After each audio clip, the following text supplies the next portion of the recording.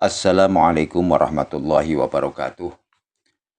Alhamdulillahirabbil alamin. Allahumma shalli wa sallim ala sayyidina Muhammad wa ala ali sayyidina Muhammad. Amma ba'du.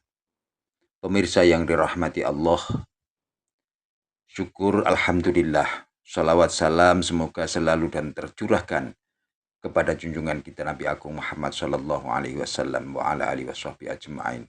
Pemirsa yang dirahmati Allah, marilah kita sama-sama ikuti dan kita dengarkan apa-apa yang akan disampaikan oleh Romo Kiai Haji Muhlason Rosyid, pengasuh Pondok Pesantren Jaya Baru, Bangsal, Mojokerto. Semoga apa yang disampaikan nanti bisa memberikan manfaat bagi kehidupan kita. Amin, amin ya Rabbal alamin. Inilah Bapak Ibu fungsi daripada Ainul Basyirah, mata hati itu, untuk beriman, untuk melihat bahwasanya tidak ada Tuhan yang wajib kita lihat, kita sembah, kita puja, kita puji kecuali Allah Subhanahu. Saged diterima di hati, saged dipahami, saged nyambung nggih? Oke. Buka di dalam surah Ali Imran ayat 31. Allah mengatakan terhadap Kanjeng Nabi Muhammad sallallahu alaihi wasallam, "Kul in kuntum tuhibbunallaha fattabi'uni yuhibbukumullah." Katakan Muhammad terhadap umat-umatmu apa yang dikatakan Rasulullah. In kuntum tuhibbunallaha, apabila cintamu ingin diterima oleh Allah, apabila sholatmu ingin diterima oleh Allah, zakat, puasa, hajimu diterima oleh Allah, fattabi'uni, ikuti aku, kata Rasulullah. Ikuti aku, kata Rasulullah. Apa yang berkenaan dengan ibadatul jawareh, ibadah yang dilakukan oleh jasmani, ruhaniyah kita bagaimana? Posisi ruhaniyah kita menghadap kemana? Mungkin bisa dilihat di dalam surah Al-An'am ayat 79. Ini yang harus kita kiblati, ruhaniyah kita terhadap Nabiullah Ibrahim alaihissalam. Ketika saat Rasulullah memberikan contoh bagaimana ketika kita sholat jasmani, ruhaniyah kita bagaimana? Menghadapnya ruhaniyah hati kita kemana? Miturut Al-Quran, Allah dawuh di dalam surat Al-An'am tadi, ruhaniyah kita harus inni wajjahtu wajhiya lilladzi fataras samawati wal ard hanifan wa ma ana minal musyrikin. Ini sesungguhnya ku hadapkan wajah ruhku terhadap wajah Allah. Bagaimana kita bisa menghadapkan wajah terhadap Allah? Lawang kita belum kenal siapa sebenarnya Allah. Kita kenal pada Allah sebatas nama, sifat, dan zat, Bapak Ibu. Kita belum sampai pada ma'rifatullah. Maka mohal bagi kita bisa melaksanakan dawuh Allah Al-An'am 79 ini tadi, mohal. Sehingga jangan heran ketika kita sholat jasmani ini, hati teringat urusan-urusan dunia. Dan ini memang proses kita, nggak salah. Proses kita. Istilah bahasa kita itu masih ada di syariat, masih ada di thariqah, belum sampai ke hakikat dan makrifat. Siapapun kita pasti seperti itu. Ibarat orang anak sekolah, ya ada tingkat-tingkatannya Pak Bu. Shallu ala Nabi Muhammad. Pun ngaji niki biasanya nyuwun pinten jam? Ibu seneng dawa apa seneng ndek? Dawa. Bapak seneng suwe napa seneng diluk? Suwe. Wis dawa lan suwe pirang jam? Ayo sepakat dulu. Sebab ngeten, biasanya kalau saya itu menyampaikan ayat dan hadis Rasulullah, saya tidak memandang hanya dari sisi muhakamah saja, tidak memandang dari hukum syariah, tetapi lebih dominan hukum hakikat. Biasanya itu saya kasih waktu untuk tanya jawab. Sebab apa yang kami sampaikan tidak semuanya akan paham. Ketika kita menemukan ketidakfahaman bisa langsung ditanyakan di majelis ini. Pon sak mangke jenengan nyuwune pinten jam penjabaran materi saya? Sak jam nggih? Kurang? Lebih? Kakean? Judulnya adalah tingkatlah nilai ibadahmu. Ibarat wong sholat, contoh sholat, ati jenengan iku estu cek gak gampang dileboni nafsu lalu diajak eling urusan dunya. Lho ngoten niki. 1 jam cukup? Cukup, oke. Sepakat 1 jam dimulai jam 9 ini. Pun.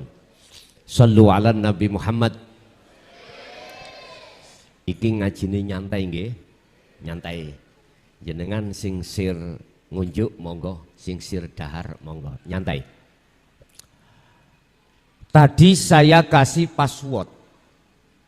Jikalau dalam hati jenengan sudah ada nur iman, cahaya keimanan bahwasanya kita manusia Allah ciptakan dari 2 unsur jasmani dan rohani, maka nanti ketika kita kembali kepada Allah, jasmani dari saripati tanah nanti kembali ke tanah.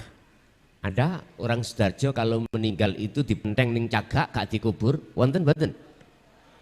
Berarti balik ning tanah. Ngoten nggih. Sami kalih nggen kula Mojokerto. Terus ruhaniyah kita dari Allah, innalillahi wa inna ilaihi raji'un. Sudahkah ruhaniyah kita tahu jalan untuk menuju dan kembali pada Allah? Sedangkan mata kita itu masih dalam keadaan buta. Mata hati yang kumaksud. Ini proses kita, semua manusia prosesnya seperti itu. Semua manusia prosesnya setelah akil balik, ini mata kita terhijabi dengan masyiwallah, perkara selain Allah. Kalau anak kecil belum balik niki makrifat Bapak Ibu, ruhaniyah makrifat. Kita pernah ngalami seperti itu. Sampai kanjeng Nabi dawuh kullu mauludin yuladu alal fitrah. Setiap bayi yang dilahirkan, baik anaknya orang muslim, orang majusi, orang Nasrani, fitrah, suci. Artinya ruhaniyah kita ini belum kecampuran kesenangan urusan dunia. Shallu ala Nabi Muhammad. Tapi setelah kita masuk di dalam zona akil balik, sing lanang WA-WAan ambek sing wedok memeti goleki sing lah biasa. Dan itu proses. Itu pertanda bahwasanya kita telah mengkhianati Allah. Ingat mboten, eling mboten. Sebelum ruhaniyah Allah tiupkan dalam diri jasad kita masing-masing, Allah sampun membaiat terhadap kita. Ruhaniyah kita sudah dibaiat oleh Allah. Alastu birabbikum, betulkah aku Tuhanmu? Betulkah nantinya kau hanya menyembah, memuja, memuji, bercinta, minta tolong hanya padaku? Ruhaniyah jenengan kali kula jawab qalu bala syahidna. Nek bahasane tentara, siap. Ngono. Aku takok, eling mboten? Halo. Pak Bu, ingat mboten? Mboten. Mengapa kita tidak ingat? Karena kita telah digelincirkan oleh nafsu dalam diri kita masing-masing. Ingat sejarah Nabiullah Adam alaihissalam. Ketika saat di surga, itu nabi dan rasul masih tergelincirkan oleh iblis dengan bentuk dia mendekati pohon khuldi, akhirnya memakan buahnya. Allah sudah berkata kepada yang namanya Adam, dalem, apakah kau ingin terus hidup selamanya di surga? Sedika dawuh, apa keinginanmu? Tidak perlu kamu itu mencocok tanam, tidak perlu kau kerja. Apa yang kau ucapkan keinginanmu pasti akan datang. Anak kecil waktu di kandungan jenengan kali kula sampai dilahirkan nggak usah kerja, ya makan, nggih mboten? Bapak ambek ibu sing gopoh. Lah ngoten nggih. Ini adalah isyarah. Isyarah sejarah Nabiullah Adam. Tapi satu hal Adam yang harus kau pegang, wala taqraba hadhihi syajarah. Jangan pernah kau dekati pohon itu. Inilah pohonnya yang berbuah menjadi buah khul. Saya tanya, di dalam Quran kisah ini Nabiullah Adam tergelincir iblis enggak? Tergelincir enggak? Tergelincir. Dan itu tidak salah, karena inilah alasan asbabun nuzul dalam ayat wa idz qala malaikati inni ja'ilun fil ardi khalifah. Lane Adam gak dirutuhno nanggone bumi dari surga, ayat ini buat apa? Jadi enggak salah. Wahai malaikat, Allah dawuh, saya mau menciptakan makhluk yang disebut manusia yang nantinya akan kujadikan sebagai khalifah di bumi.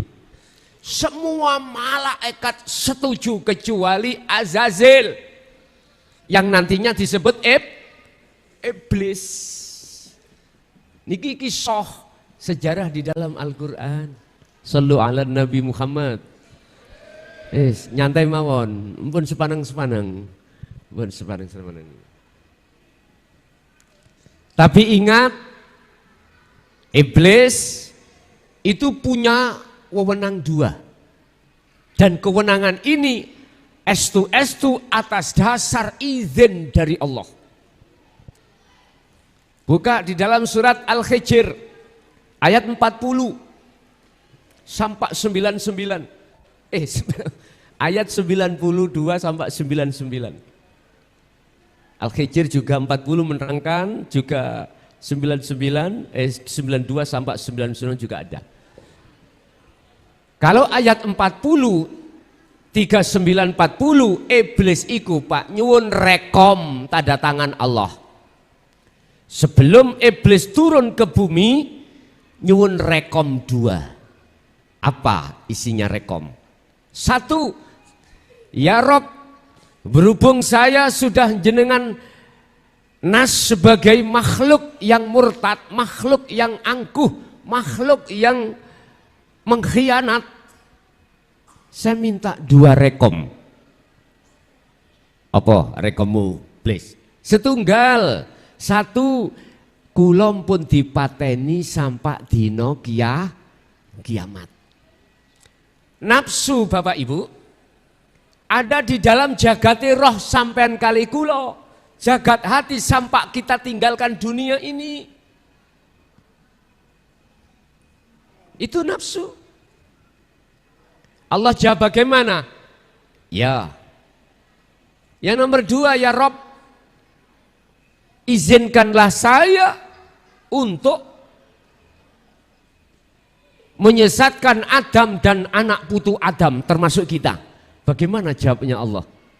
Ya, diizini.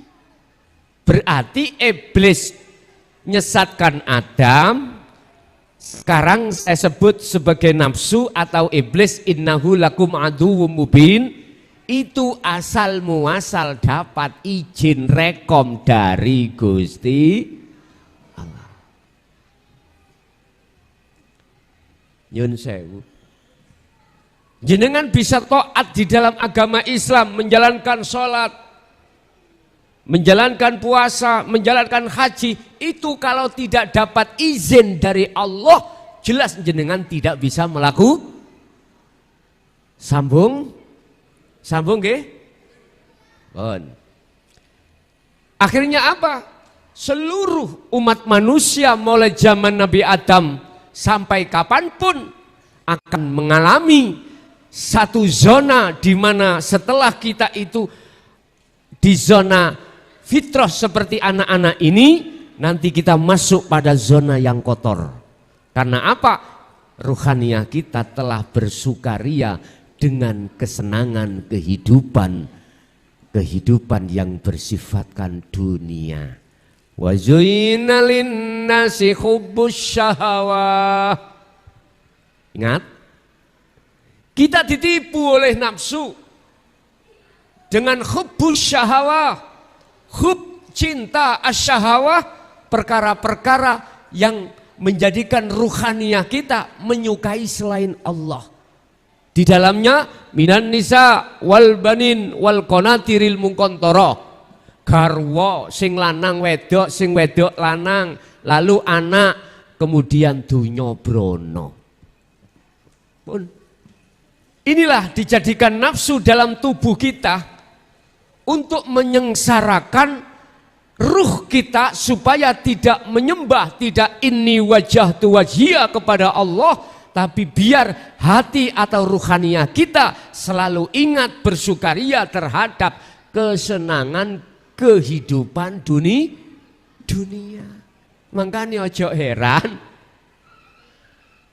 kita waktu sholat teringat perkara-perkara selain Allah. Jangan heran.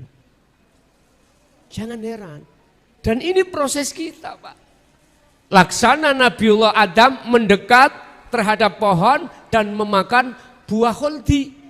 Syahwatu dunia inilah buah khuldi pada hakikatnya. Kalau syariatnya dilihat tafsir Jalalain, buah khuldi itu buah yang menyamai gandum. Cara Indonesia jagung. Dimanapun di Indonesia jagung itu mesti ono rambute.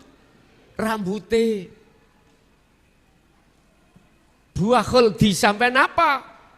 Suami pada istri, istri pada suami, didekati kok saya suwe kok ngunu. Akhirnya jenengan kali kula punya anak, nek wis kena anak, ati iki disibukno urusan dunya, urusan anak nggih mboten. Lho iku gak apa-apa, iku proses kita. Cuman pertanyaannya, ingat dalam surat Az-Zumar ayat 54, tolong. Niki kesimpulan ini nanti.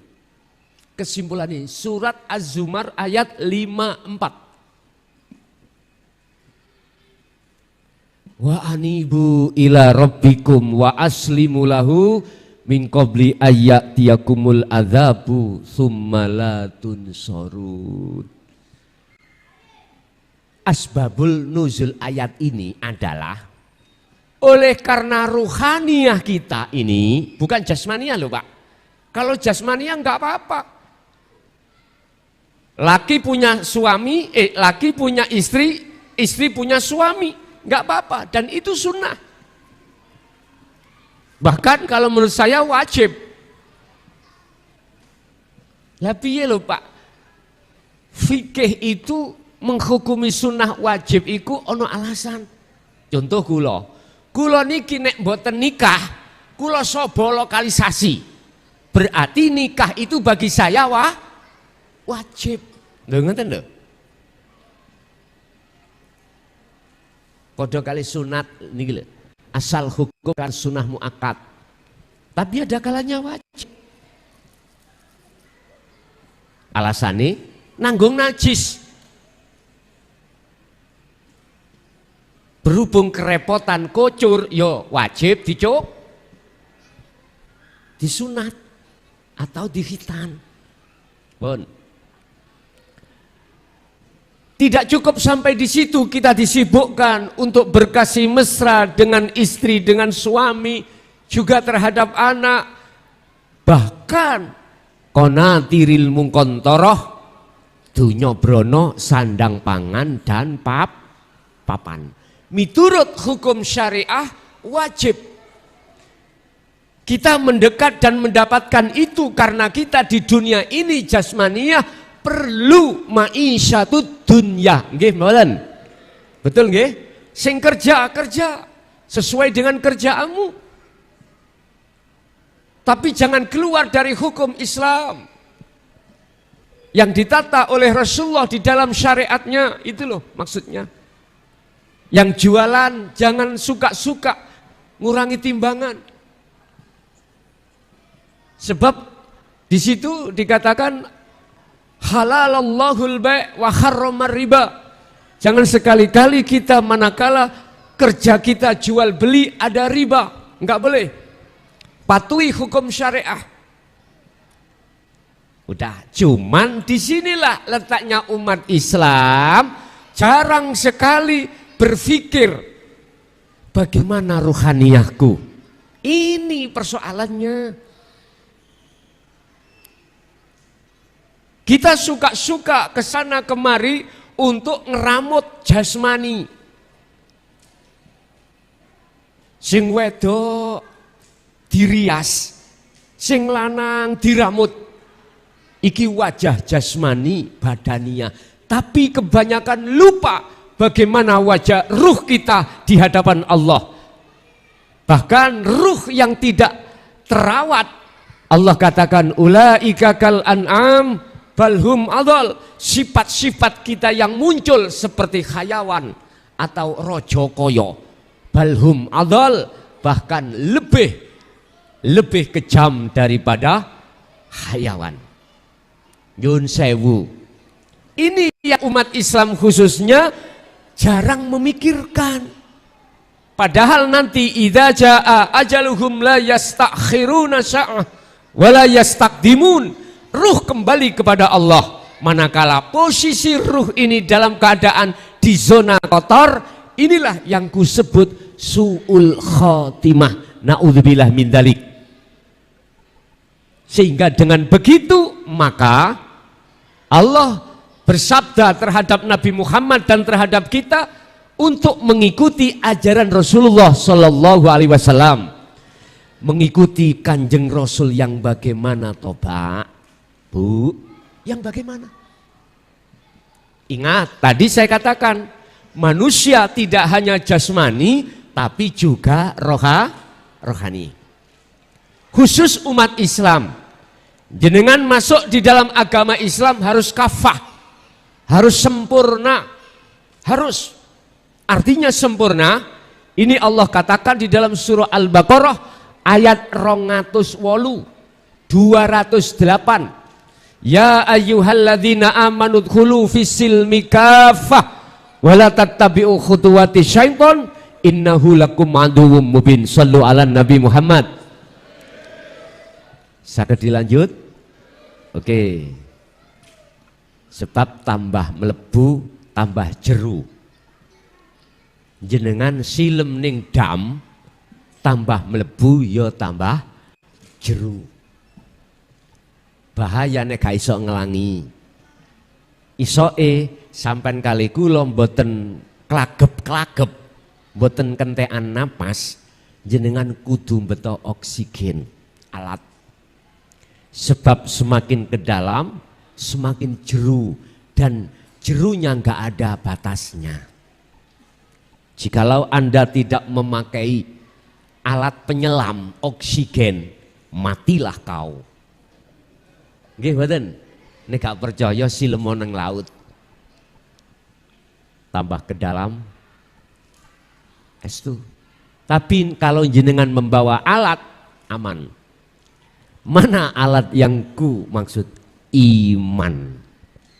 Tadi sudah saya katakan, kata kunci dua, sudahkah ada iman di dalam hati kita bahwasanya kita manusia Allah ciptakan di samping jasmani juga rohani, itulah disebut insanul kamil.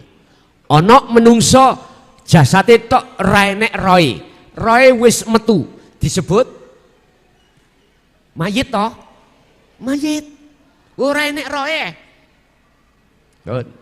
Lah nek roh tok kan jasate disebut napa? Nggih niku gendruwo sing gentayangan. Nah, karo-karone ada ingsan jenengan.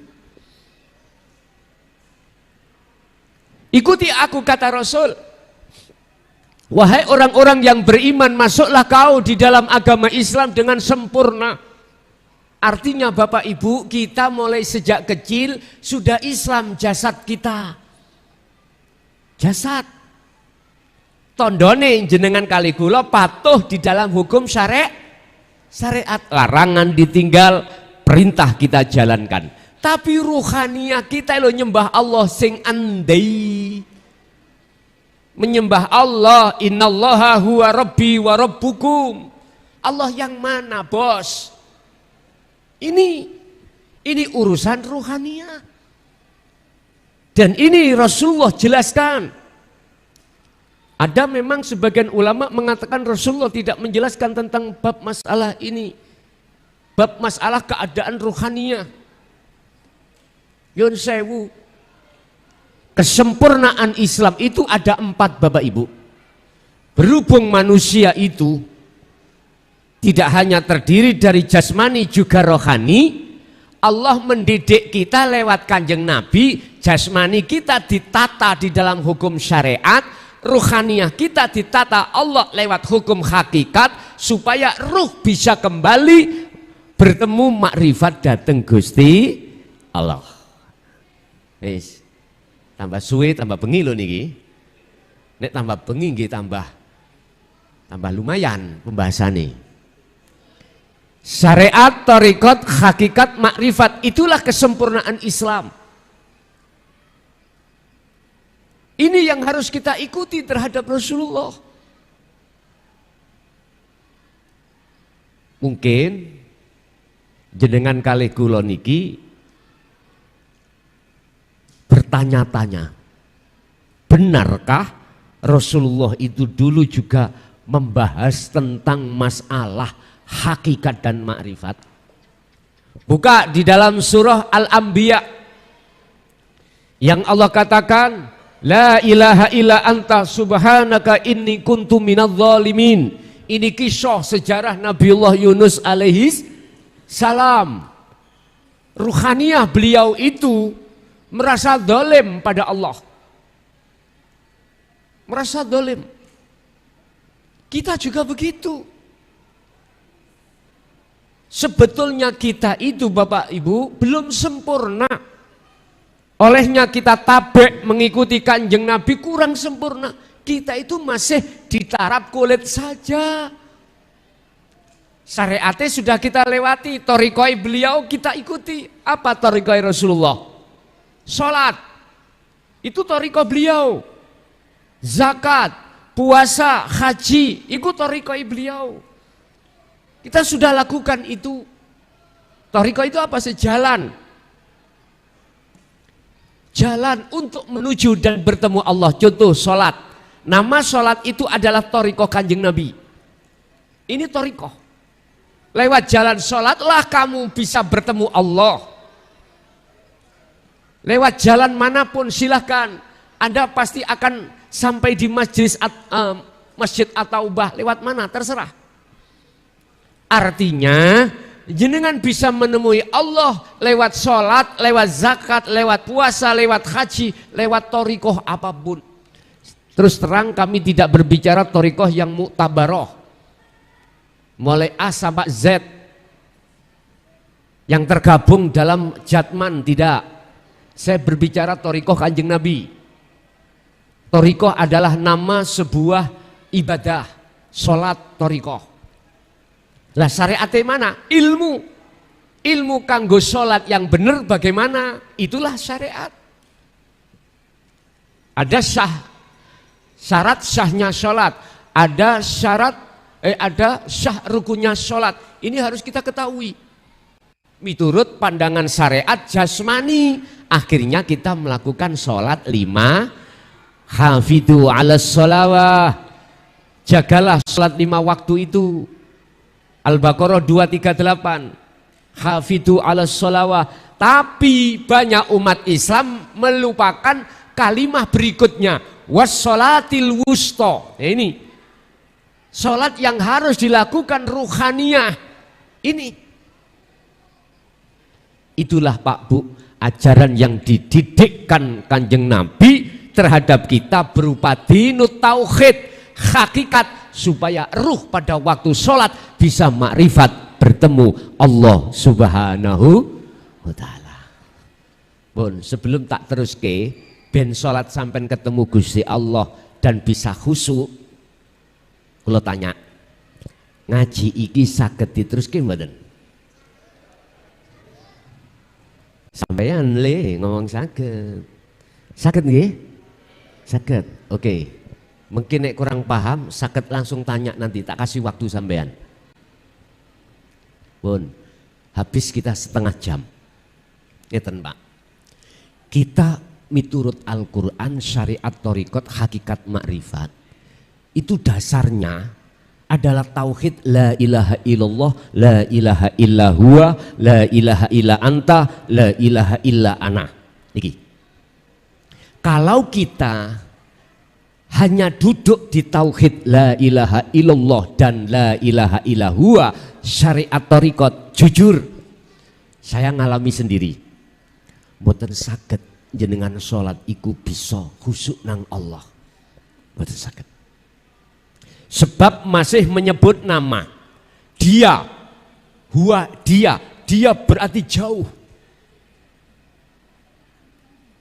Padahal Allah itu tidak jauh.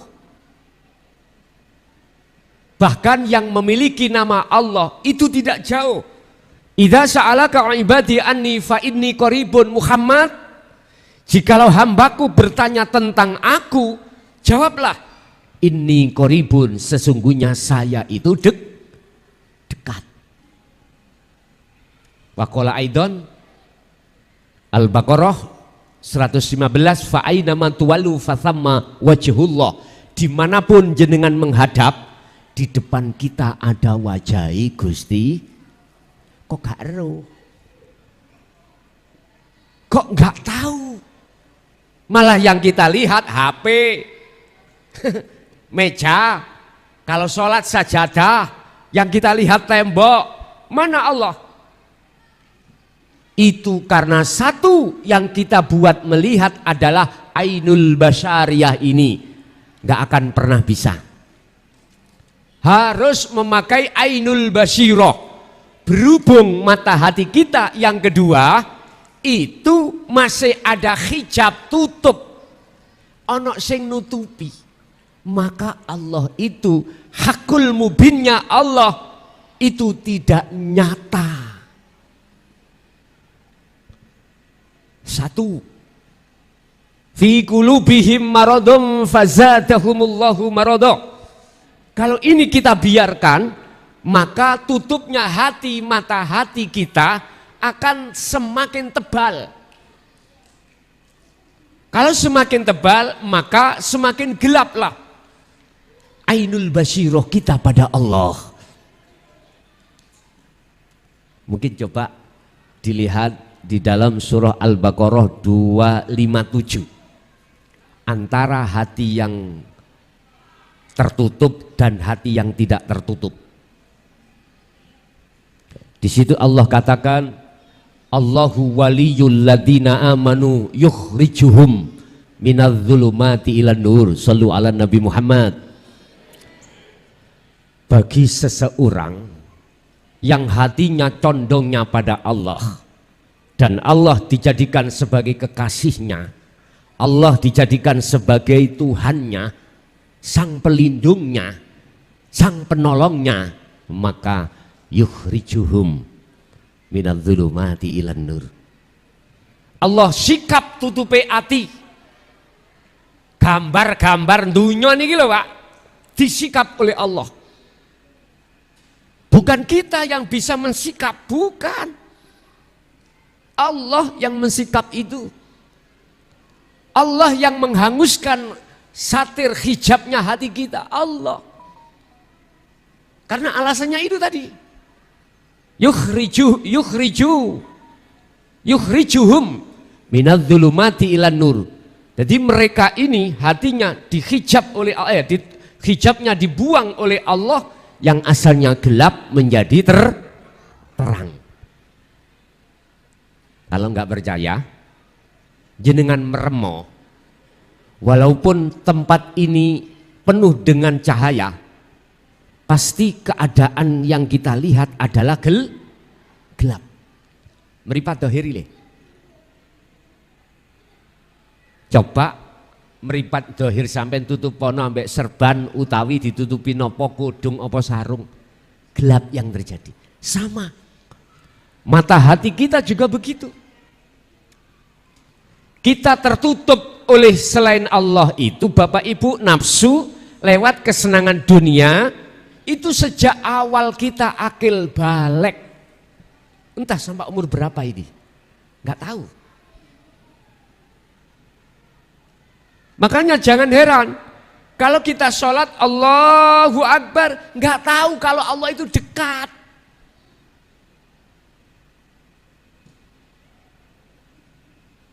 Disitulah nafsu mempergunakan kesempatan untuk mengajak hati kita teringat terhadap selain Allah. Itu masuk di dalam ayat berikutnya tadi. Tadi hati yang condongnya hanya pada Allah lewat mengikuti kesempurnaan ajaran Rasulullah, tidak hanya syariat juga hakikat.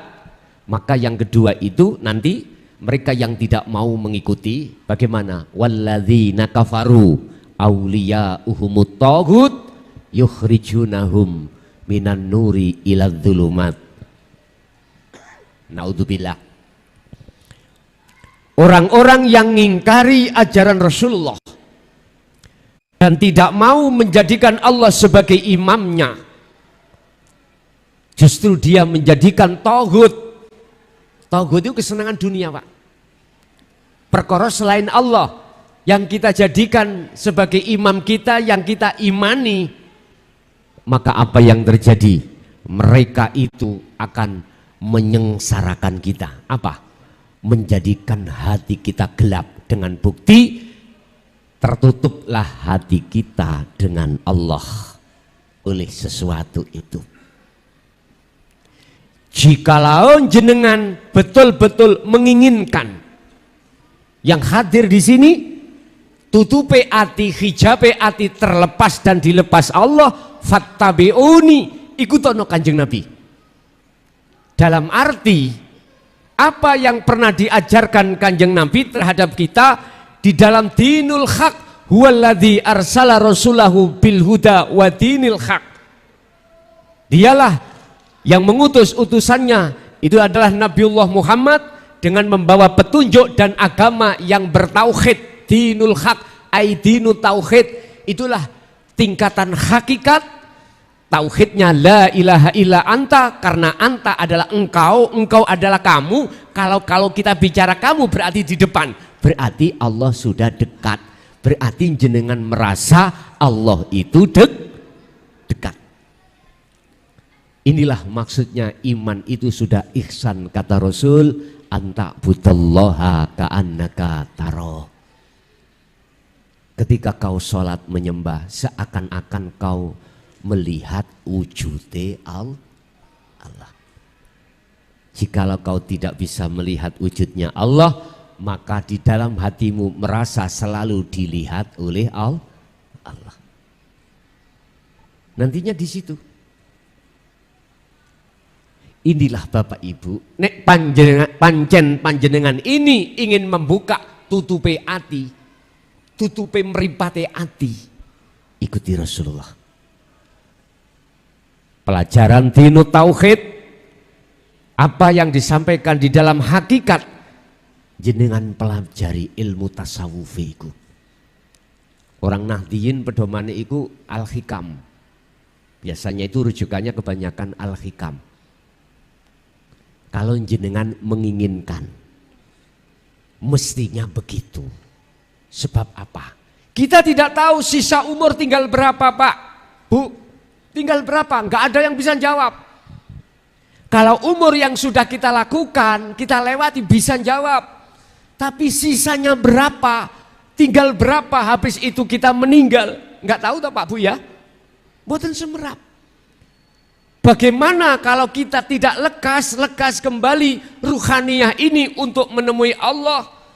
Wajib sampai kali kula bisa bertemu Allah sebelum kematian datang. Hijab batas ini kita hilangkan, harus hilang ini. Otomatis bisanya hilang harus mengikuti kanjeng. Kita harus mengikuti ajaran beliau. Umat Islam itu kebanyakan hanya syariat dan thariqahnya saja. Hakikatnya tidak diterima. Padahal Allah sudah menerangkan di dalam surah Al-Anbiya. Amin, lihat ayat 25. Setiap nabi dan rasul itu pasti akan menyampaikan dinul haq. Menyampaikan tauhid. Menyampaikan hakikat supaya bisa makrifat bertemu Allah. Ruhaniyah ini. Wa ma arsalna min qablika mir rasulin illa nuhi ilaihi annahu la ilaha illa ana fa'budun. Muhammad, aku tidak pernah mengutus utusan sebelummu kecuali membawa ajaran ini, wahyu yang inti ini, di mana hambaku harus kau ajarkan tentang maksud la ilaha illa ana, tidak ada Tuhan yang wajib disembah kecuali aku. Lah, aku Pak. Kalau syariatnya Allah, thariqahe huwa, hakikatnya adalah anta, makrifatnya adalah ana, aku.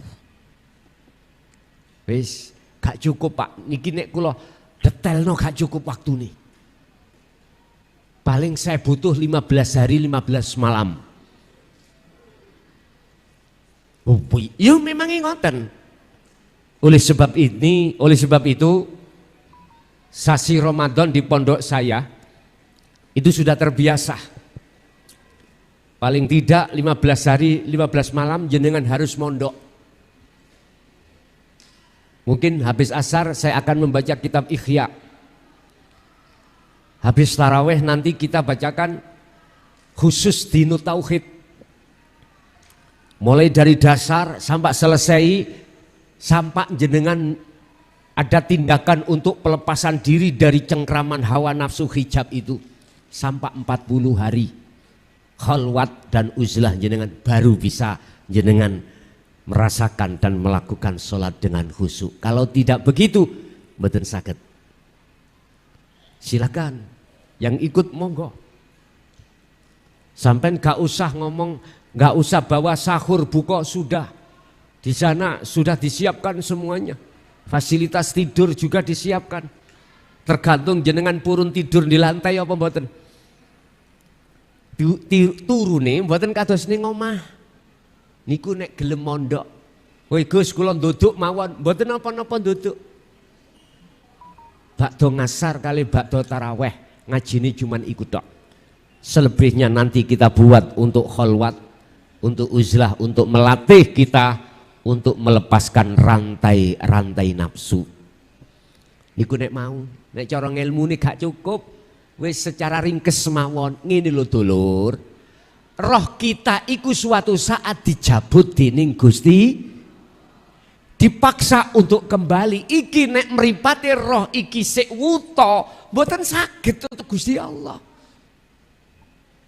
Wa min waraihim barzakhun. Lagi di belakang kita ini ditunggu alam barzah.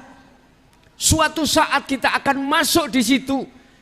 Barang siapa ketika saat di dunia mata hatinya masih buta, tidak bisa bertemu terhadap Allah, baik di luar sholat maupun di dalam sholat, nggak bisa, maka ingat pesan saya, kalau tidak benar potong leher saya. Kita akan masuk di dalam alam barzah gelap gulit. Buka di dalam surah Al-Isra ayat 72, itu jawabannya. Man kana fi hadhihi a'ma fahuwa fil akhirati a'ma wa adallus sabila. Barang siapa saat di dunia mata hati kita buta terhadap Allah, gelap alias kemudian kita mati, maka di akhirat pun juga kita buta. Camkan ayat itu, camkan. Sehingga mengapa Gusti Allah pesen ngerutuhake ayat Az-Zumar 54 tadi. Wa anibu dan balio siro kabeh ila rabbikum maring pangeran siro kabeh. Balio cepet sampean kali kulendang balio. Sebab ruhaniyah kita telah meninggalkan Allah terlalu jauh, terlalu lama sejak akil balik. Kita dulu sudah berjanji hanya Allah yang kita cintai, hanya Allah yang kita sembah, hanya Allah yang kita puja dan kita puji dan kita imani. Ternyata mengapa kita beriman bahwasanya air hujan itu bisa membasahi tubuh? Padahal air hujan itu makhluk. Itu semata-mata karena kita hanya memakai fikih, memakai syariat saja. Hakikat kita tidak kita hadapkan. Memang syariat betul, betul. Kalau tidak kena air hujan, tubuh tidak basah. Terus bagaimana Allah menjawab dalam surat Al-Maidah ayat 76? Malakum dharraw wala naf'an. Bahwasanya selain Allah yang disebut makhluk itu tidak bisa mendatangkan mudarat dan juga tidak bisa mendatangkan manfaat. Air hujan itu kholik apa makhluk? Makhluk toh. Tapi apa kok iso mbasahi? Ingat, satu ayat Allah katakan ala innahu bikulli syai'im muhit. Ingatlah sesungguhnya Allah itu meliputi atas segala hal apapun termasuk air hujan. Oleh karena diizini oleh Allah, air hujan itu akhirnya seakan-akan air hujan bisa membasahi. Padahal sesungguhnya yang bisa membasahi adalah Allah Subhanahu wa ta'ala. Tergantung iman kita jatuhnya pada makhluk atau pada kholik, hanya itu. Berhubung kita tidak mau mengikuti ajaran Rasulullah di jalur hakikat menuju makrifat, maka nggak mungkin kita akan tahu bahwasannya yang membasahi itu adalah air hujan. Nggak mungkin. Walillahil masyriq wal maghrib.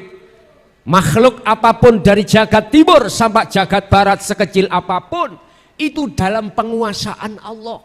Artinya geraknya sebab digerakkan oleh Allah. Contoh jenengan dari rumah masing-masing sampai di sini, andai kata tidak digerakkan Allah dalam diri jenengan kali kula, bisakah kita sebagai makhluk sendiri bisa datang ke majelis sendiri? Mboten saged. Sing akeh iku gak ngono, Pak. Sing akeh iku lali ambek Allah. Padahal Allah itu huwal awwal wal akhir wal dhahir wal batin, ada di dalam dan di luar Anda. Yang Allah itu laisa kamislihi syai'un, tidak bisa kau serupakan dengan suatu apapun. Dimanapun kau berada, di situ ada Allah. Dan kita tidak bisa keluar dari penguasaan Allah. Mengapa kita lalai hal itu? Karena hati kita merasa keakuan diri kita yang melakukan ini lo nafsu. Gara-gara ini akhirnya kita itu terjebak dalam kepentingan nafsu. Allahu Akbar. Jelas dalam hati kita merasa kita yang bisa melakukan.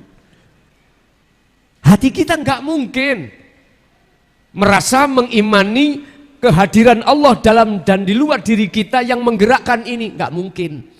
Karena kita masih menolak dan belum menerima ajaran dinut tauhid Kanjeng Nabi Muhammad sallallahu alaihi wasallam. Oleh sebab ini malam hari ini saya hadir dari kota Mojokerto sampai di sini bagi jenengan yang purun, tolong nanti malam sholat 2 rakaat, entah hajat entah tahajud. Tapi hati sampean kudu sadar, harus merasakan, harus meyakini bahwasanya bisanya Anda takbir, rukuk, sujud, duduk di dalam dan di luar tubuh jenengan yang berkuasa hanyalah Allah. Coba nek gak nikmat nang Mojokerto antem meniki aku. Tak tunggu. Estu. La ilaha illa anta, tidak ada Tuhan yang wajib disembah kecuali engkau, berarti engkau dekat, Pak. Hati nek sampean iku wis ngeroso iku iman, rasa itu iman. Nek wis ngeroso ngimani yen Allah itu dekat di dalam dan di luar diri jenengan, maka inilah awal proses jenengan ini akan bisa sholat dengan khusyuk. Surat Mukmin ayat 1 dan 2. Qad aflahal mu'minuna alladzina hum fi sholatihim khashi'un. Sungguh beruntung, sungguh berbahagia, sungguh damai, sungguh tenang hati seorang mukmin ketika saat sholatnya dalam keadaan khusyuk. Khusyuk itu bertemu Allah. Inilah proses awal ma'rifatullah. Hati kita merasa bahwasanya Allah itu wa nahnu aqrabu ilaihi min hablil warid. Aku, kata Allah, itu lebih dekat daripada urat leher, urat nadi. Sallu ala Nabi Muhammad. Pun niki mawon sik mpun ukeh-ukeh. Situ iki sing kula deleh nang jenengan. Belajarlah ketika jenengan sholat, hati menyibukkan eling zikir nang Allah. Zikir lewat rasa.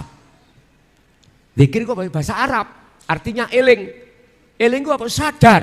Ingat, aku berdiri, yang bisa mendirikan hanyalah Allah. Aku rukuk, yang merukukkan Allah. Aku hatiku eling sadar yen Allah itu yang melakukan sing gerak ning jenengan, berarti itulah zikir yang sesungguhnya. Ala bi dzikrillahi tatmainnul qulub. Ingatlah, hanya mengingat Allah, hanya berzikir, sadar pada Allah, semuanya apa yang terjadi itu yang menjadikan hatimu damai. Wis nek wis ning salate bagus, mengke aktivitas njobone salat jenengan eling nang Allah dadine bagus. Husnul a'mali nataiju husnil ahwal mingkol bin zahidin. Syekh Ibnu Athaillah di dalam kitab Hikam, inilah yang dimaksud bagusnya sholat itu tergantung buah yang muncul dalam ruhaniyah kita. Ruhaniyah kita muncul bagus, bagusnya ruhaniyah mingkol bin zahidin, hati condong ngerasa anane Allah dalam dan di luar diri Anda. Yang memperjalankan sholat ini, hati terus ada di situ. Itulah sholat yang diterima oleh Allah Subhanahu wa ta'ala. Dan inilah amaliyah apapun kalau didasari dengan mingkol bin zahidin, inilah amaliyah yang bermutu. Surat Maidah ayat 27. Innama yataqabbalullahu minal muttaqin. Ibadah apapun yang diterima oleh Allah hanyalah ibadah yang bersumber dari seorang hati yang bertakwa pada Allah. Takwa berarti ninggalno larangan, jalakno perintah. Apa larangannya kita? Larangan kita hati menghadap nafsu, menghadap dunia, ingat dunia. Itu larangan Allah. Yang diperintahkan hati menghadap pada Allah. Inni wajjahtu wajhiya lilladzi fataras samawati wal arda hanifan wa ma ana minal musyrikin. Kalau sudah seperti ini hati sampean, wa ma ana minal musyrikin, wa ma ana lan ora ono utawi saya iku minal musyrikin, golongan wong sing nyekutokake Allah. Berarti kita ketika wajah sudah menghadap pada Allah, estu jenengan bukan termasuk golongan yang menyekutukan Allah dengan sesuatu yang lain. Tapi prosesi awak dewi sebelumnya itu kados ngeten iki, sebelum mengenal tentang masalah ini tadi, hati kita masih onok gambari sakliyane Gusti Allah. Kesimpulannya, ibadah di mata Allah akan berbobot manakala ketika jenengan beribadah, ketika jenengan sholat, hati sertai dengan zikir. Yang kumaksud zikir adalah ingat, eling, sadar bahwasanya apa yang muncul dan timbul di dalam aktivitas sholat semata-mata sumbere kuwi mau parane sangka Gusti.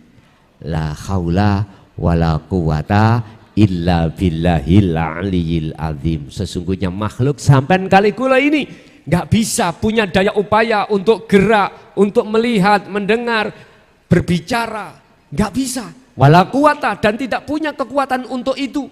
Lah manakala ini ada kekuatan dan daya upaya semata-mata illa bil, loh itu loh datangnya dari Allah. Udah sadarkanlah hati kita bahwasanya semua apa yang terjadi semata-mata sing gerake iku mung Gusti Allah. Pas persis 1 jam. Simple. Pun kita masuk pada sesi tanya jawab.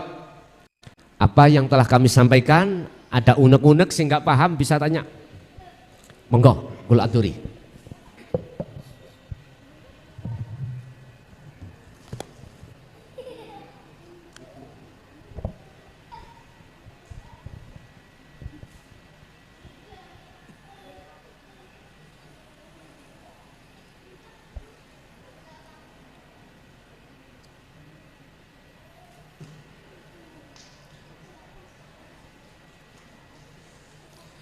Assalamualaikum warahmatullahi wabarakatuh. Waalaikumsalam warahmatullahi wabarakatuh. Kenalkan Gus, saya Wandi dari Suri Asri. Saya mau nanya Gus, bagaimana bisa mengenal Allah sedangkan kita belum tahu wujudnya Allah? Bagaimana bisa mengenal Allah? Sedangkan kita belum tahu wujudnya Allah dalam sisi hakikat Gus.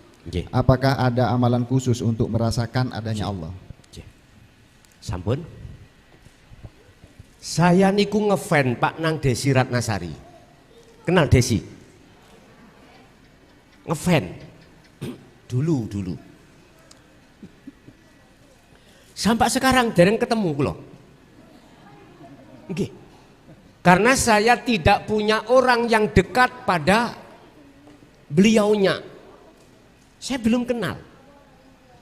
Estu jujur saya itu dulu itu artis yang berbagai banyak artis yang paling kula fan itu Mbak Desi Ratnasari. Berhubung saya tidak punya orang yang dekat kenal tahu siapa beliaunya, di mana rumahnya, di mana alamatnya, maka sampai detik ini saya belum pernah ketemu. Heta umpama kula niki bertahun-tahun ana rasa tresno, sah mboten? Mboten sah. Karena saya belum bertemu. Mestinya saya harus punya jomblang. Bahasa Indonesia jomblang apa? Penyambung, wasilah. Nggih? Yang menyambungkan apa maksud hatiku terhadap beliau. Berhubung nggak punya wasilah, ya putus sudah. Nggak bisa. Sampai detik ini Pak. Bahkan beliau sekarang kalau nggak salah sudah jadi DPR RI ya. Kalau kerungu-kerungu. Tapi oleh Allah dan ditemokke. Pun laksana seperti itu. Apakah kita akan bisa mengenal dan bertemu Allah sementara kita itu memang tidak kenal? Terus apakah ada satu amalan untuk mengenal dan bertemu Allah? Ada. Apa persyaratan kita itu bisa ketemu Allah? Surat Al-Kahfi ayat 110, dibuka. Al-Kahfi ayat 110, yang punya paketan ini loh bos. Tadi kita ngaji gue cek langsung nonton Quran. Itu ayat yang terakhir. Al-Kahfi. Kul innama ana basyarum mislukum. Pertama Allah katakan terhadap Muhammad. Muhammad katakanlah apa yang harus kukatakan ya Allah. Innama ana basyarum mislukum. Sesungguhnya saya, ini Rasulullah yang berkata.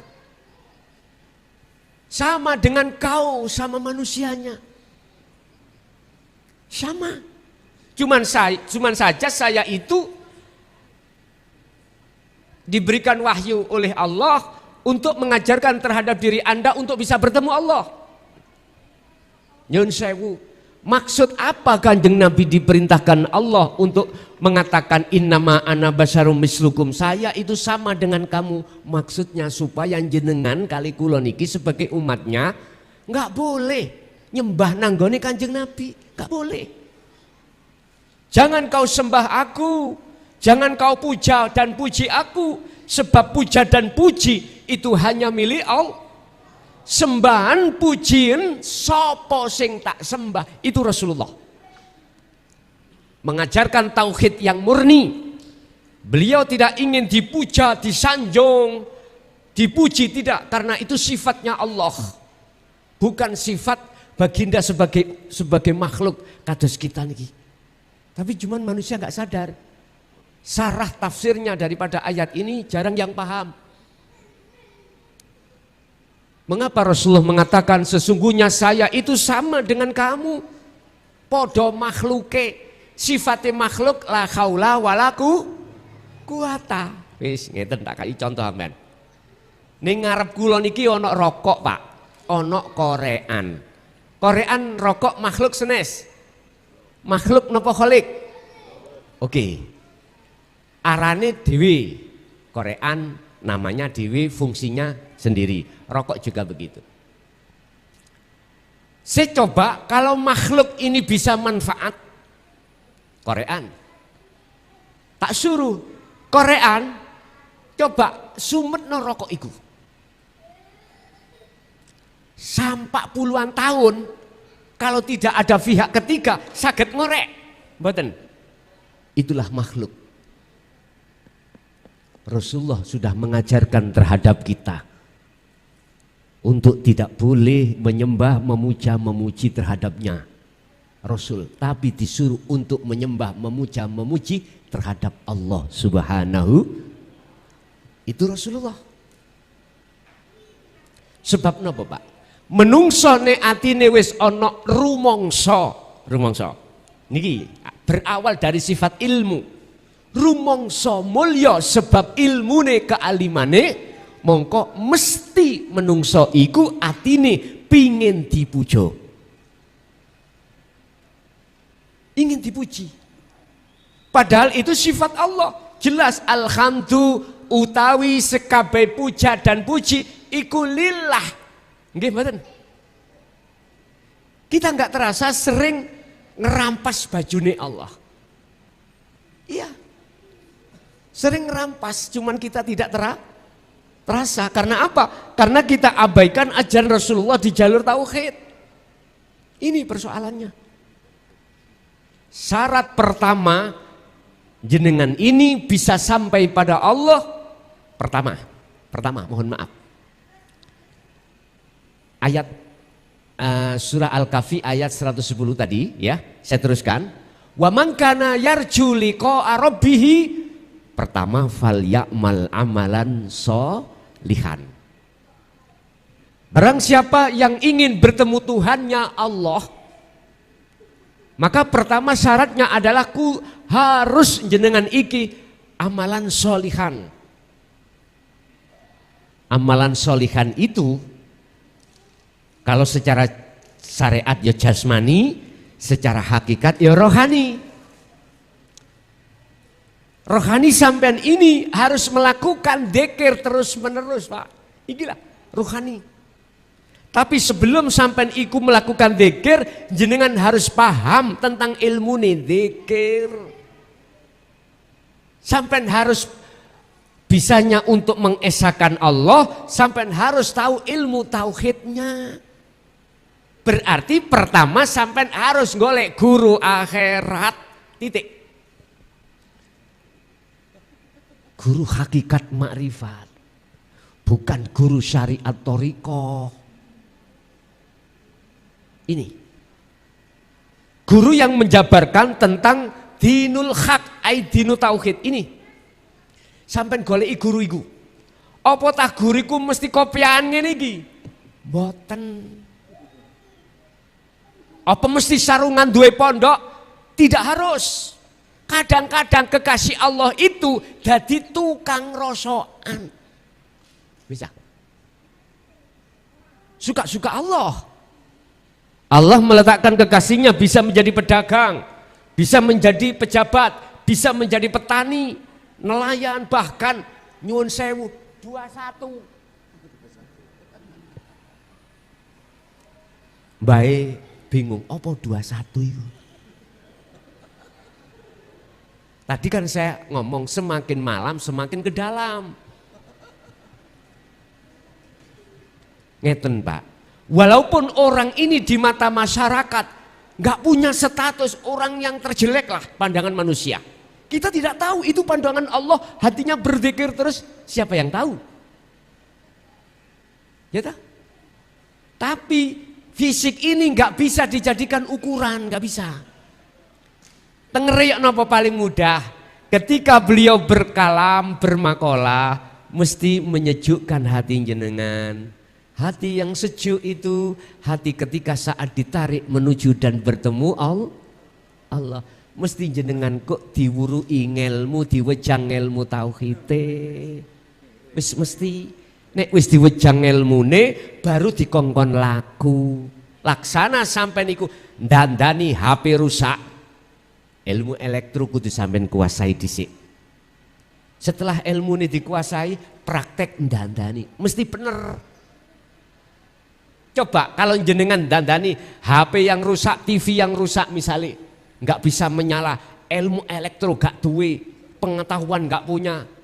Bos, iki bos rusak, berhubung jenengan wis buka tulisan, sopo sing radio TV ini rusak bawa ke sini. Wis gawe pengumuman digawa, ilmune gak duwe, orang ngerti, dimeksa didandani. Wis disambung-sambung kabel iku. Iki BE. Boso direncep nang listrik, duduk gambari sing metu tapi beluk. Iku namanya konsleting. Nggih. Artinya apa? Ketika kita mau bertemu Allah, golek guru akhirat sik sampean. Siapa? Rasulullah. Iki istilah sanad. Ilmu itu. Ya nyun sewu. Akeh Pak nyun sewu.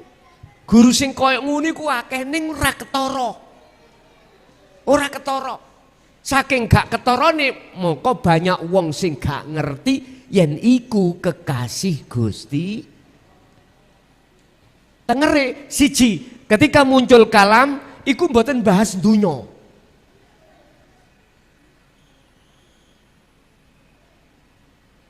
Sapa sing pengin sukses man arada dunya fa'alihi bi ilmin. Sapa sing pengin sukses dunyane ya kudu nganggo ilmu. Beliau tidak membahas ini. Wa man aradal akhirah fa'alihi bi ilmin. Sapa sing pengin sukses akhirate ini dia bagiane sing bahas. Sampean kok diwejang nyun sewu. Sipate Gusti Allah nafsiyah, salbiyah, ma'ani, maknawiyah yang tergabung di dalam sifat wajib Allah 20 niku ditambah sifat mukhali, sifat jaisi, aqaid 50. Engko didasar nang sampean. Sampean harus sabar. Gak oleh sampean iku nuntut ndang cepet. Anggitmu gawe lupis be. Mboten saged. Harus mengikuti apa dawuh-dawuh beliau. Nganut engko nek wis diwejang ilmu iku mesti sampean disuruh untuk uzlah, khalwat. Dikire engko diajarke baru sampean iku fal ya'mal amalan sholihan pertama. Yang kedua, wala yusyrik bi ibadati rabbih ahada. Iki syaratnya ketemu Allah. Ati sampean kali kula berhubung ada iman selain Allah, yaitu makhluk tadi, air bisa menghilangkan rasa haus, air bisa untuk mendatangkan telas basah, itu nanti hilang airnya. Ganti hanya pada Allah. Allah di dalam air dan di luar air. Sampean meripat ati sampean kok jengleh. Wujudnya Allah niku mengke. Tapi mesti gendeng. Ati sampean mesti gini sing kula sebut zadab. Wonge majedub kelakuane jadab. Artinya apa? Duduk gendeng-gendeng nang jaba niku mboten lho ya. Ati sampean saking cintai nang Allah, nggak ada yang dicintai kecuali Allah. Iku lho sing kula sebut gendeng. Sehingga hati sampean ketika ngadepi persoalan apapun, la khaufun ala inna auliya Allah la khaufun alaihim walahum yahzanun. Nggak ada rasa khawatir, ketakutan atau gelisah. Nggak, karena sing sampean deleng iku sang yang berperan, yaiku Allah Subhanahu. Nek wis kaya ngono ngene iki kula sebut ati sampean mesti gendeng nang Allah. Luwih apik endi garwa sampean gendeng nang gone bojone wong ambek gendeng nang Allah? Jawaban sing enak jawabe. Ya jelas pengen gendeng luwih apik gendeng nang Gusti. Itu. Wa may yattaqillaha yaj'al lahu makhrajan wa yarzuqhu min haitsu la yahtasib. Akeh-akeh wong iku Pak gak gelem takwa, iku sebab khawatir nek gak mbadhok. Wis ah. Tak baleni maneh ya. Akeh-akeh wong iku esuk ana rasa khawatir, Gusti Allah dikhawatirke, jenengan kali kula tidak bertakwa, tidak mencintai Allah krana sampean kali kula wedi gak roha. Padahal sugiya kaya apa jenengan kali kula ning dunya bakal ditinggal mboten? Adunya mataul ghurur. Sebenarnya kita tertipu oleh nafsu kita yang mengatakan bahwasanya kenikmatan kehidupan dunia itu segala-galanya. Kita tertipu. Padahal wal akhiratu khairu wa abqa. Ada kehidupan yang kekal akhirat itu. Ini.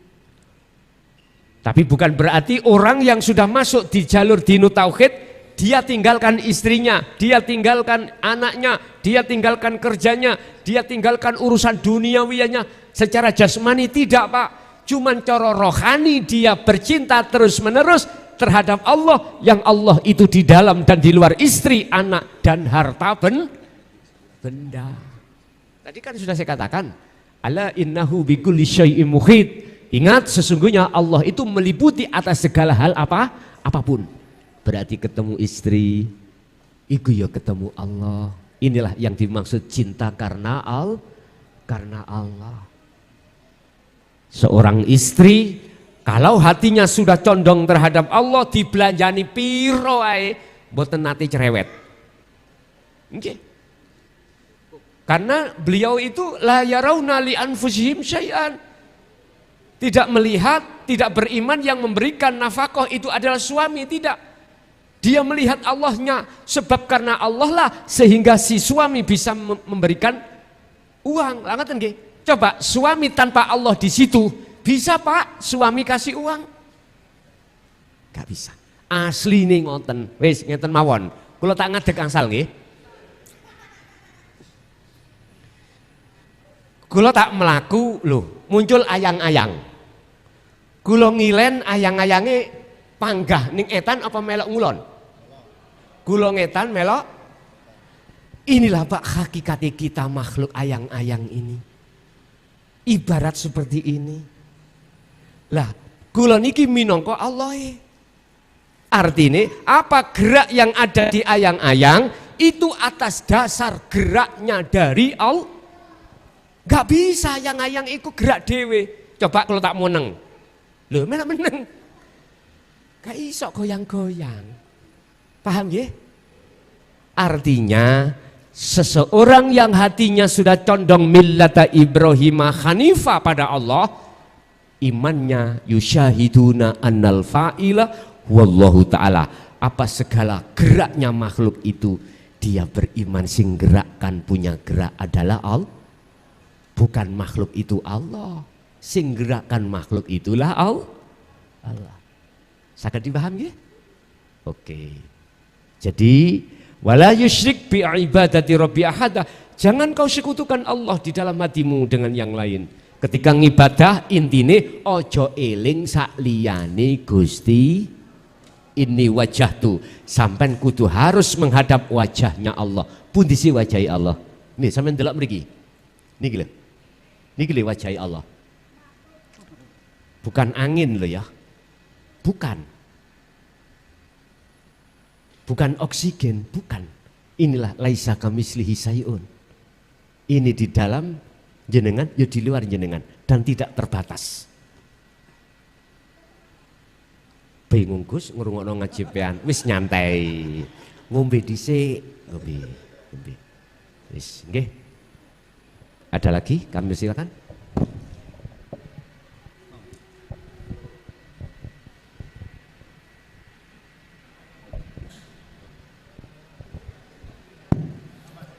Assalamualaikum warahmatullahi wabarakatuh. Waalaikumsalam warahmatullahi wabarakatuh. Perkenalkan Gus, nama saya Panut dari Sidokepung sini saja.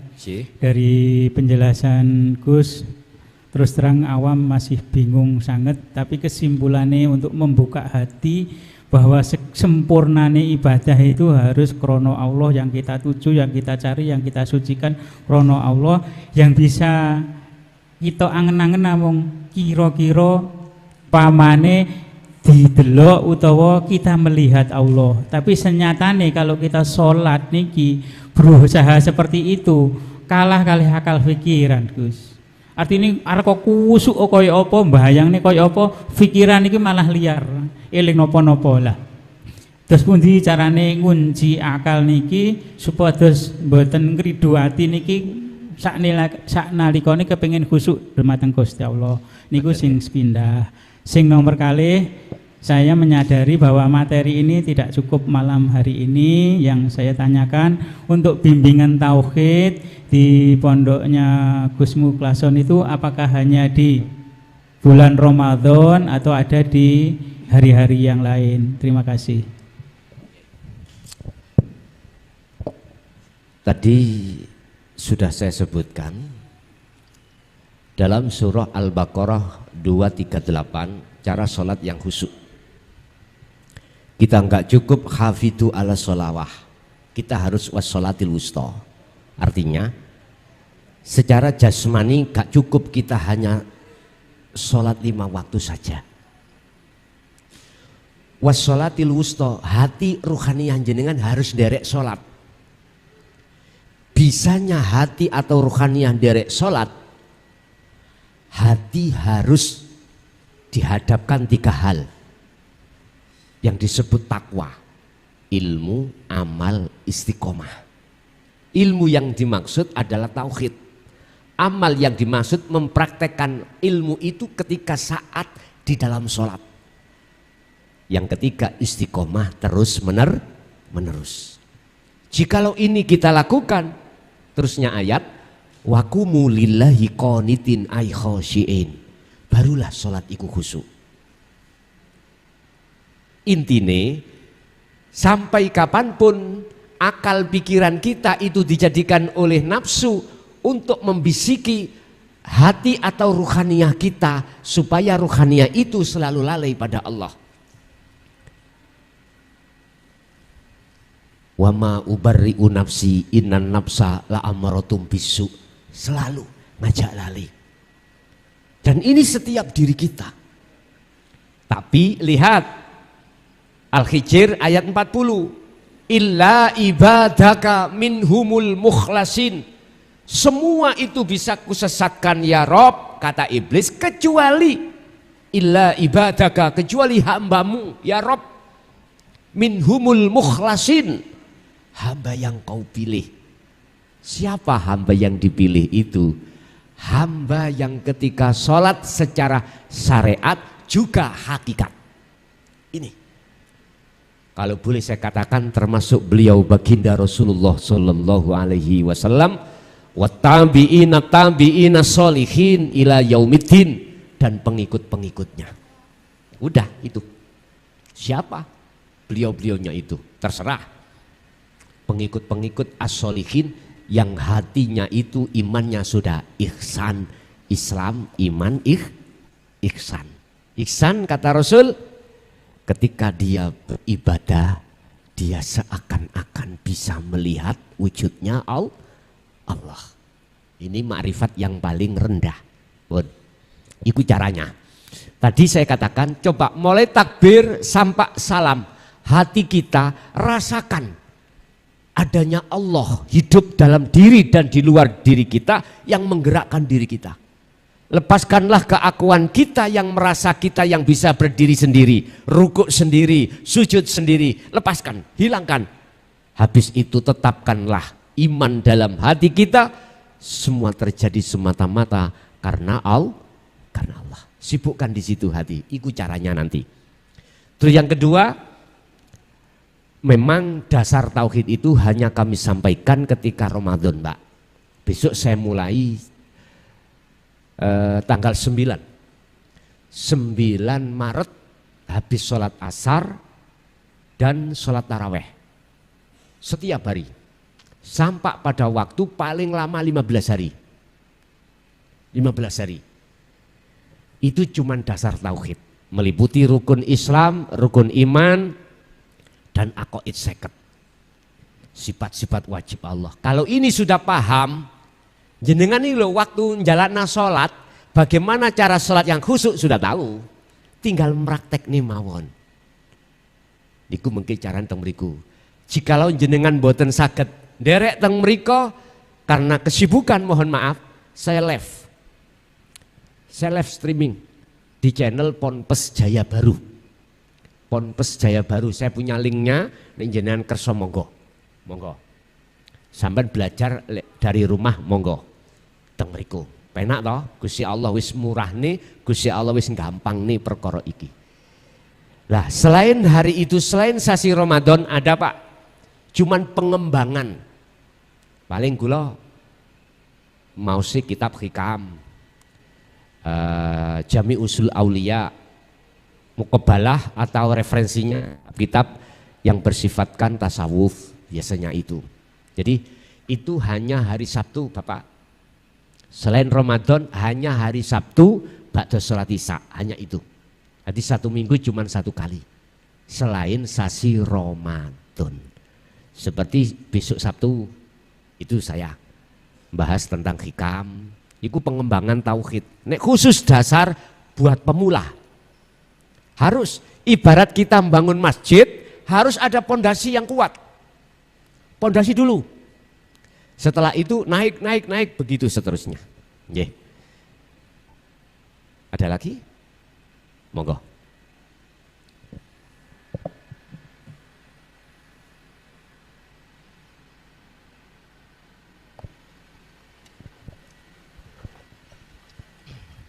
Assalamualaikum warahmatullahi wabarakatuh. Waalaikumsalam warahmatullahi wabarakatuh. Ngapunten saderenge Gus. Nggih. Terus terang mawon kalau sering ngikuti Gus di YouTube kali Ustadz Karim biasa kalau sering ngikuti. Terus insya Allah kalau nggih sampun baik dari Pasuruan Gus. Dari Kiai Haji Syarif. Alhamdulillah. Sing kula badhe tangetaken Gus niku lho. Yang dikatakan menyembah itu bagaimana sih Gus? Ngingatan mawon. Terima kasih. Assalamualaikum warahmatullahi wabarakatuh. Waalaikumsalam warahmatullahi wabarakatuh. Wa ma umiru illa liya'budullaha mukhlishina lahuddin hunafa'a wa yuqimus shalah wa yutuz zakat wa dzalika dinul. Surat napa? Bayyinah ayat 5. Wa qala aidan innallaha huwa rabbi wa rabbukum fa'buduh hadza siratum mustaqim. Surat Maryam 36. Yang disebut menyembah adalah sing nyembah kudu ketemu ambek sing disembah. Miturut kacamata hakikat. Beda dengan miturut kacamata syariah.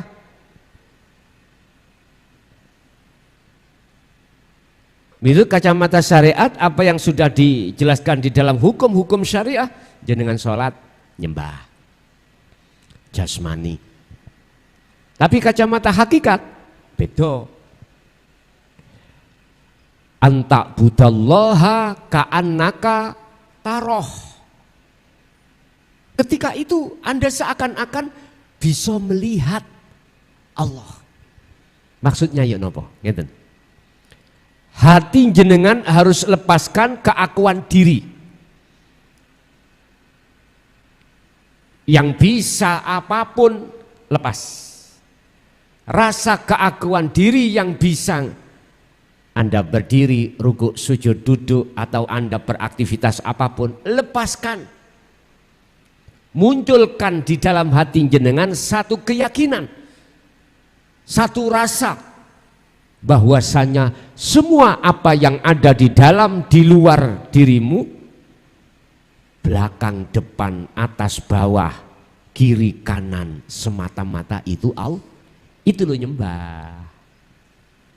Makanya surat Maryam Allah katakan innallaha huwa rabbi wa rabbukum. Sesungguhnya Allah iku Tuhanku dan Tuhanmu, oleh sebab itu fa'budu madepo sira hu. Iku lak hak ngene ta. Kosong to niku.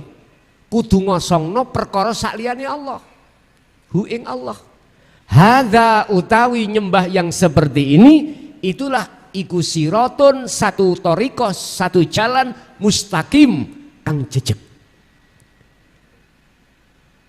Kalau surat Bayyinah tadi wadzalika dinul qayyimah, inilah agama yang lurus, agama yang benar, agama yang mengajarkan hati kita untuk mengesahkan Allah. Diawali dari pelepasan rasa keakuan diri hamba yang bisa ini, bisa itu, dilepaskan. Ojo rumongso ngrumangsani iso. Lho ngoten lho. Si hambane nek wis ikut terlaku, mongko muncul ning ati sampean sing isok rumangsa iku sing isok mung Gusti Allah. Rasa kang muncul, iman yang muncul dalam diri jenengan itu adalah Allah. Yusyahiduna annal fa'ila huwallahu ta'ala. Itulah yang disebut bersaksi. Yusyahiduna podo nyekseni, podo nyawang, podo iman sapa wong akeh mang. Annal fa'ila ing sak temene sing agawe huwa utawi fa'il iku Allahu Ta'ala. Artinya dalam hati Anda akan muncul satu iman sing agawe iku mung Gusti Allah. Ya niku nyembah. Tapi mboten diucap lho, Pak. Nyembah niku mboten diucap. Dirasa, diimani di dalam hati. Itu lho nyembah. Ya niku salate roh niku. Nek diwaca digerakno iku berarti nyembahi jasmani. Nek rohani mboten. Contoh. Jenengan ngunjuk terasa manis dan lain sebagainya. Ketika jenengan ngunjuk ngangkat gelas ngeten iki nggih. Hati jenengan iku sadar, eling. Keadaan kekuatan yang terjadi itu illa billah. Wis gak ngrumangsani awake. Tapi Allah sampai diombe kroso dan lain sebagainya, sampai yang namanya air ini sampai ke perut itu terus hati sampai itu sambung nang Allah terus. Itulah nyembah yang sebenarnya. Makanya Allah katakan dalam satu ayat, wa ma khalaqtul jinna wal insa illa liya, tidak kuciptakan jin dan manusia kecuali untuk menyembah. Artinya segala hal aktivitas jasmani, ruhani kudu ketemu Gusti Allah. Titik. Ibu ada? Ada yang tanya Ibu? Masih ada Bapak? Gus nyanggup sekedap Gus. Nggih. Berarti yang dikatakan Gus wau tidak jauh berbeda dengan penjelasan Gus mengenai insyaallah niku fana'u dzikri, ngoten Gus. Betul, betul sekali. Ada jahri, sirri, sirul asrar, fana'u dzikri. Leres. Cukup? Oke, Bapak Ibu hadirin jamaah rahimakumullah. Itulah apa yang Allah berikan terhadap kita, pemahaman ilmu. Mudah-mudahan jadilah sebagai ilmu yang bermanfaat fitini wa dunya wal akhirah. Lahumul Fatihah.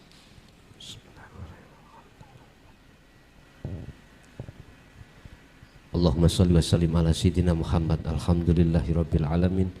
Allahumma sallimna wal muslimin min afatid dunya wa adzabil akhirah.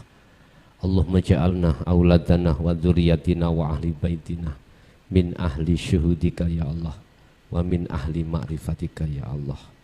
Ya Fattahu ya Alim, iftah lana bi futuhil arifin.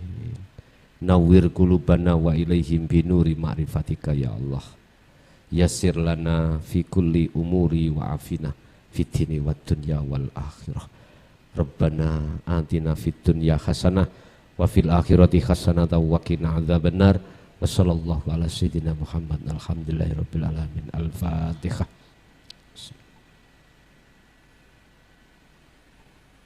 Pemirsa yang dirahmati Allah, begitu tadi uraian dari Romo Kiai Haji Mukhlason Rosyid.